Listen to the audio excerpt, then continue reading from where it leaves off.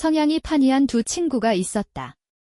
한 명은 빈틈없이 계획적이고 머리도 팽팽 돌아가는 똑똑한 친구, 민수였다. 또 한 명은 어딘가 어리숙하고 실수투성이지만 도전 정신만큼은 불타오르는 지섭이었다. 그러던 어느 날 지섭이가 민수에게 불쑥 찾아와 사업 아이디어를 꺼냈다. 25, 아직 풋내기인 두 청년. 민수는 지섭의 거창한 계획을 듣더니 단칼에 잘랐다. 절대 안 돼. 첫 번째 이유. 너무 어리고 경험도 부족하다는 거였다. 설령 아이템이 대박날 가능성이 있다 해도 우리 손으로 경영을 제대로 할 리 없어. 네트워크도 없고 자본도 없잖아. 민수의 말은 날카로운 화살처럼 지섭의 꿈을 꿰뚫었다. 지섭은 민수의 말이 100번 맞다는 걸 뼈저리게 알았다. 그래도 하고 싶었다. 그 불씨가 꺼지질 않았다.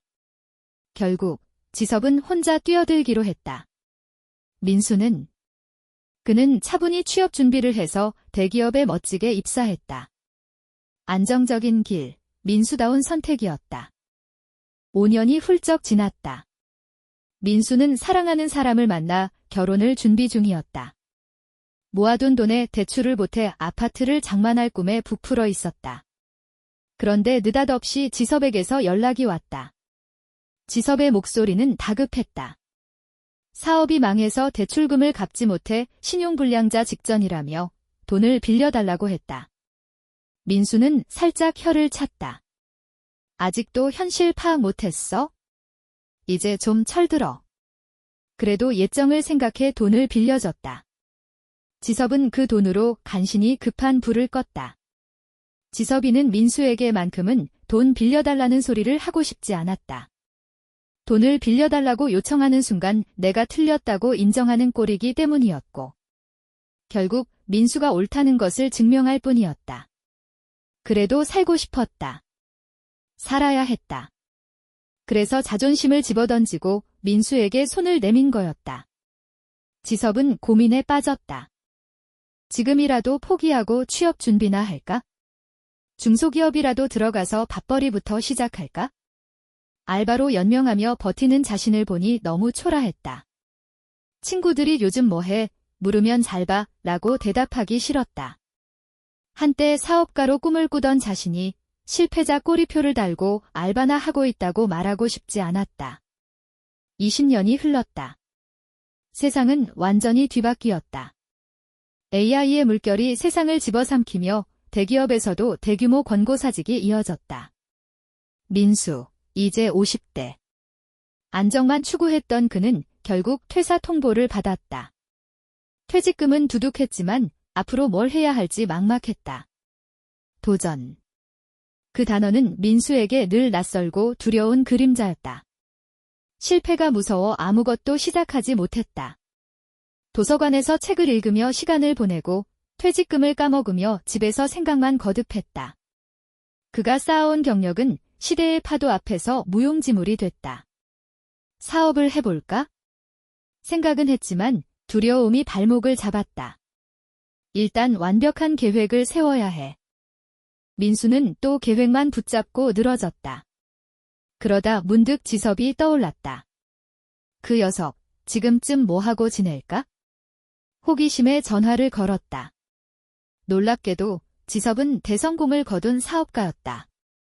그는 AI를 활용한 전화 알람 서비스로 대박을 쳤다.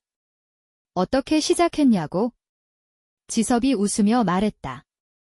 사업이 망해서 매일 무기력하게 늦잠만 잤는데 카드사 독촉 전화가 날 깨우더라고. 그게 아이디어의 씨앗이 된 거야.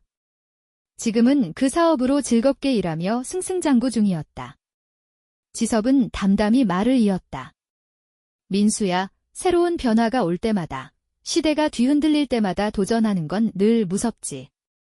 하지만 인생은 도전의 연속이야.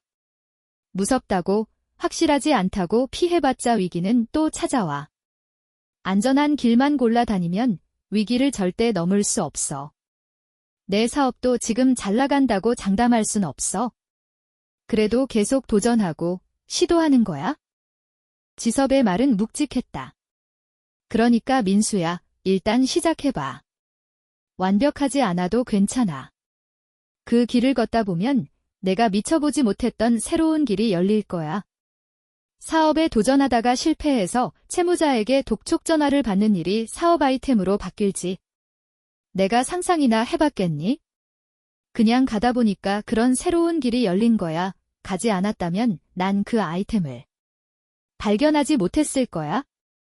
민수는 그 말을 들어도 여전히 망설였다.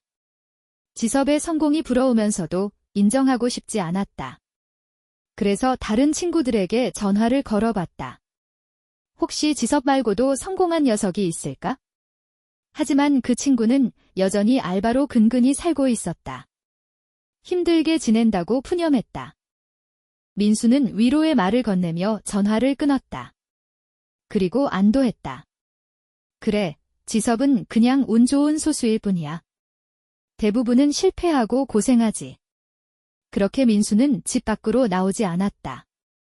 평생 부지런히 살아온 터라 매일 아침 일찍 일어나 밥을 먹고 식물을 가꾸며 책을 읽었다. 하루도 허투루 보내지 않았다. 부지런히 열심히 살았다.